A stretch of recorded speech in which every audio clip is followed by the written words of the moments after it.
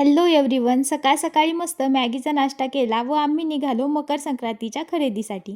माझी पहिली मकर संक्रांत असल्यामुळे मी खूप जास्त एक्सायटेड आहे. खूप दिवसानंतर मी बसचा प्रवास करते. सासवडवरनं PMPL पकडून आम्ही दिवे घाटातून फुरसुंगीला जायला निघालो. दिवे घाटात असणाऱ्या या विठ्ठलाच्या मूर्तीचं देखील दर्शन झालं. थोड्याच वेळात आम्ही आमच्या डेस्टिनेशनला पोहोचलो.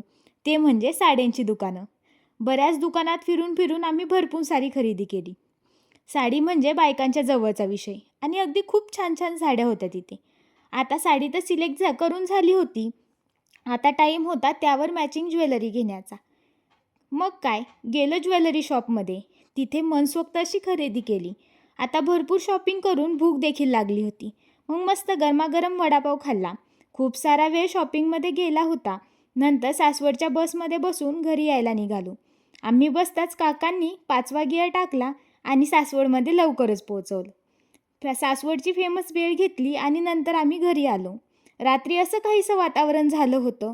आकाशात रंगांची उधळण झाल्यासारखं वाटत होतं. नंतर जेवणात चिकनची भाजी आणि भाकरी बनवली. तर असा होता माझा आजचा दिवस. Thank you all.